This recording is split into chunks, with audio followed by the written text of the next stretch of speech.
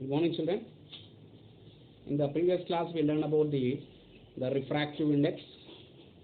Okay, refractive index is defined as the ratio of the speed of the light in vacuum to the speed of the light in the medium is called as a refractive index. Normally, refractive index is denoted with the letter N. N is equal to C by V. And we know that C is the speed of light in vacuum. Speed of light in vacuum. The ratio of the speed of light in vacuum to the speed of light in medium is called as a refractive index. Speed of light in medium. It is called as a refractive index. Normally we will be writing it as N is equal to C by V, or the value of C is equals to 3 into 10 to the power of 8 meter per second. 3 into 10 to the power of 8 meter per second. This is called as the refractive index, already that we learned in the last class. Now we will be learning about the relative refractive index. Okay, relative refractive index. What do you mean by this relative refractive index? Okay, relative refractive index. Now children, you can see over here. Relative means what? There is a relationship. Relative refractive index. Relative refractive index. What do you mean by this relative refractive index? The relative refractive index is that, okay, in the refractive index we compare the speed of light in any of the medium with the speed of the light in the vacuum. But here relative refractive index means comparison of speed of light in one medium to the speed of light in the another medium. Okay, relative refractive index. Relative refractive index is defined as speed of light in first medium. The ratio of the speed of light in the first medium to the speed of light in the second medium. Normally, okay, speed of light in first medium is taken as V1 and here V2. Here and here relative refractive index is given as N2 by N1. N2 by N1 is equals to V1 by V2. Okay, N2 by N1 is equals to V1 by V2, whereas N2 is the refractive index of the second medium and N1 is the refractive index of the first medium. And whenever we are taking off is N2, okay, whenever we are taking off this N2, here the right side we are getting of V1. Here N1 means V2. Why we are taking like that? Why? Because they are inversely proportional. What they are inversely proportional? N is inversely proportional to the V. That means refractive index. N means refractive index. Blindly we should remember that N is the refractive index. Refractive index is inversely proportional to the velocity of the light. Okay. Refractive index is inversely proportional to the velocity of the light. When the refractive index is increasing, the velocity of light decreases. When the refractive index decreases, the velocity of the light increases. That is called as the relative refractive index. Okay, children. This is about the relative refractive index. The relationship between the refractive indices is there. Therefore, here as the refractive index is inversely proportional to its velocity, therefore we write it as N2 by N1 is equals to V1 by V2. We will be writing it as N2 by N1 is equals to V1 by V2. This is called as a relative refractive index. Okay, and here, basing on this relative refractive index, okay, we explain about the laws of refraction. Laws of refraction.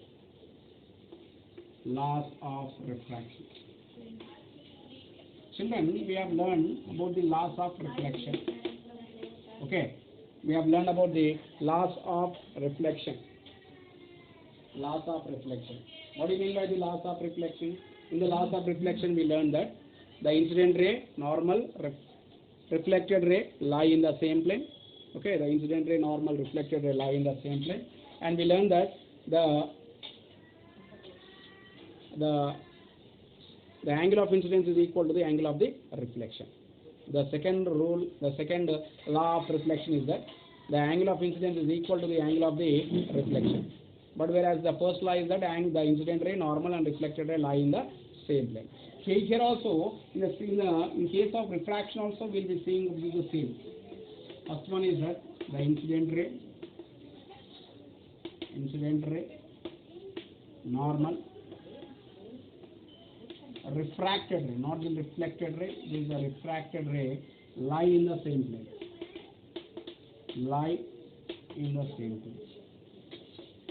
Okay, that means here the incident ray, normal, refracted ray lie in the same place. And the second rule is that, second law is that the ratio of sine of the angle of incidence to the sine of the angle of refraction is equals to n2 by n1. It is equals to the relative refractive index.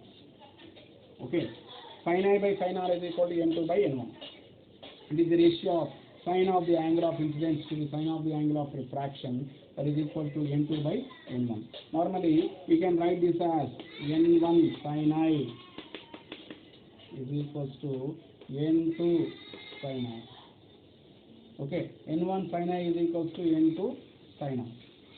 What is this n1 sin I and n2 sin R? n1 sin I, n1 sin I is equals to n2 sin R. Okay, what is the n1? n1 is the refractive index of the first medium. Okay, n2 is the refractive index of the second medium. Okay, I is the angle of incidence, and here R is the angle of refraction. Okay, here sin I by sin R is equals to n2 by n1. This is called as the second law of refraction. Okay, this is the second law of refraction. Okay, this is the second law of the refraction. In the second law of the refraction, this second law is also called as, second law of refraction is also called as Snell's law. It is also called as the Snell's law. Snell's law states that, sin I by sin R is equal to n2 by n1. Okay, children, this is about the law of reflection. Just we see the terms which are involved in the law of refraction. Just we see the terms which are involved in the law of refraction. See here, normally when we are drawing about the refraction, we draw the figure like this. Already I explained that this is the interface line. This is the normal ray, n dash, x dash, and here I am taking of a light ray. Here it is refracting.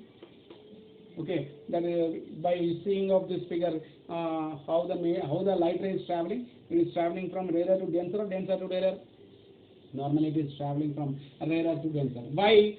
Because here the refracted ray is moving towards the normal. As the refracted ray is moving towards the normal, we see that, as the refracted ray is moving towards the normal, we say that the light ray is traveling from rarer to the denser. Therefore here, this light ray, whatever that is incident, it is called as the incident ray, and the light ray which is refracted is called as the refracted ray.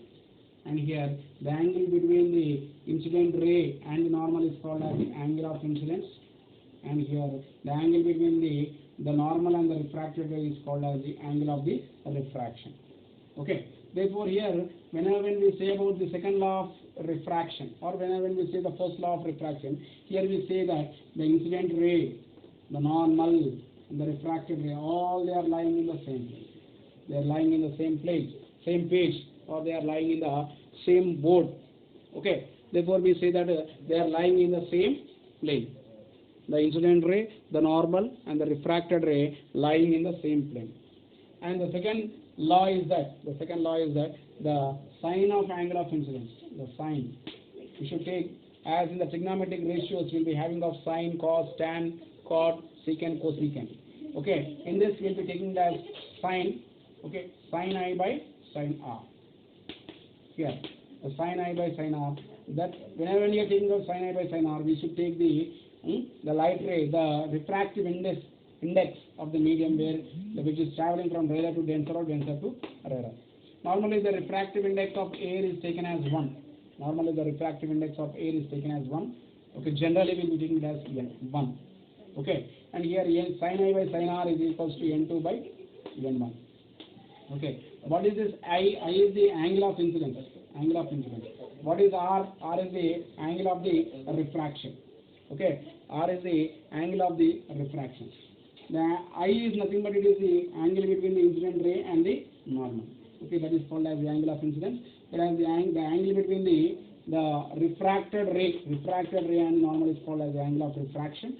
And when we compare their sign ratios, sin I by sin R, we will be getting that it will be equal to the N2 by N1. They will be equal to that of the refractive index of the two different media.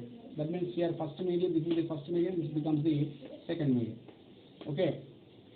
In this case, the light rays traveling from rarer to denser. Rarer to the denser.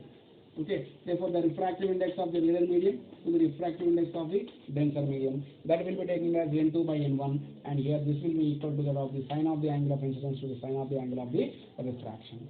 This is the figure which is related to the law of refraction, the angle of incidence, the incident ray, the refracted ray, and the angle of the refraction. Okay, children, I think you have got the idea about the laws of refraction. The laws of refraction plays very important role, and as per the exam point of view also it is very important. Compulsory you should learn about the laws of the refraction. They will be asking that explain the laws of refraction, or generally they will be asking that to the terms which are involved in the laws of refraction. What are the terms which are involved in the laws of refraction? Incident ray, normal, refracted ray, and the angle of incidence as well as the angle of the refraction. Okay, children? Right. Thank you, children. The remaining will be learning in the next class.